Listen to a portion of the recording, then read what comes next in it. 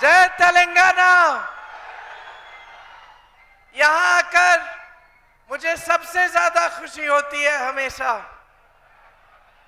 ఇక్కడికి వచ్చిన తర్వాత నిజంగా నాకు చాలా ఆనందం వేస్తోంది. నమస్తే తెలంగాణ. सबसे पहले मैं आपसे माफी चाहती हूँ, मेरा गला थोड़ा बैठा हुआ है, लेकिन कोशिश करूंगी कि पूरी तरह से आपको भाषण दूं। ముందుగా నేను మీ అందరినీ క్షమించమని కోరుతున్నాను. ఎందుకంటే నా స్వరం కొద్దిగా పనిచేయడం లేదు, కొద్దిగా వీక్గా ఉంది. అయినప్పటికీ నేను చెప్పే ప్రయత్నాన్ని చేస్తాను.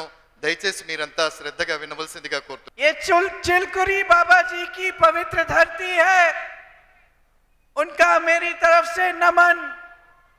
ये वो धरती भी है जिससे मेरे परिवार का एक पुराना और बहुत गहरा रिश्ता रहा है। ఈ ప్రాంతం పవిత్రమైనటువంటి బాబా గారి యొక్క పుణ్యస్థలం. ఈ ప్రాంతంతో నాకు అత్యంత అవినాభావ సంబంధం ఉంది. ఈ ప్రాంతం అంటే నాకు ఒక ప్రత్యేకమైనటువంటి శ్రద్ధ, ప్రేమ కూడా ఉంది. आपने इंदिरा गांधी जी को सम्मान दिया, अपनी श्रद्धा दी, अपना प्यार दिया। మీరంతా కూడా శ్రీమతి ఇందిరాగాంధీ గారికి మీ ప్రేమను పంచారు, ప్రభుత్వాన్ని ఇచ్చారు. వారి పట్ల మీ అందరూ కూడా ఎంతో ఆప్యాయతను, అనురాగాన్ని కూడా కనబరిచారు. और उन्होंने अपने पूरे दिल से आपका सम्मान किया और आपका प्यार लौटाया। మీరందరూ ఏ రకంగానైతే తనకు ప్రేమను పంచారో అదే రకంగా శ్రీమతి ఇందిరాగాంధీ గారు కూడా మనస్ఫూర్తిగా మీ అందరినీ ప్రేమించారు. మీ అందరికీ తన ప్రేమను, అభిమానాన్ని కూడా పంచారు. मेरी माता जी श्रीमती सोनिया गांधी को आप सोनियम्मा बोलते हैं।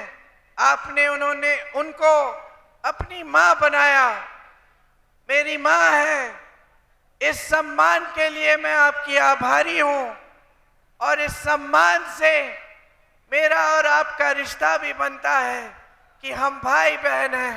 మీరు నా తల్లి అయినటువంటి సోనియా గాంధీ గారిని మీరు కూడా సోనియమ్మ అని ప్రేమగా పిలిచి తల్లి పాత్రకునిచ్చారు.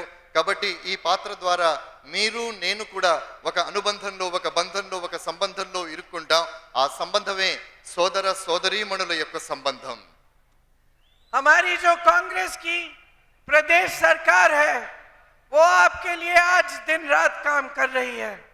कुछ समय पहले जब यहाँ के चुनाव थे, हम सब आपके बीच आए और हम सब ने आपको कहा कि एक ऐसी सरकार बनाओ, एक ऐसी सरकार चुनो जो आपके लिए समर्पित रहे, जो आपकी सेवा करे, जिसकी नीतियां आपके लिए बने। ఇక్కడ ఎన్నికలు శాసనసభకు జరిగినప్పుడు మేము మీ మధ్యలో వచ్చి అడిగాం, ప్రభుత్వాన్ని స్థాపించడంలో మాతో సహకరించండి, ఒక ప్రజా ప్రభుత్వాన్ని స్థాపించడంలో మాకు పూర్ణ అధికారాన్ని ఇవ్వండి,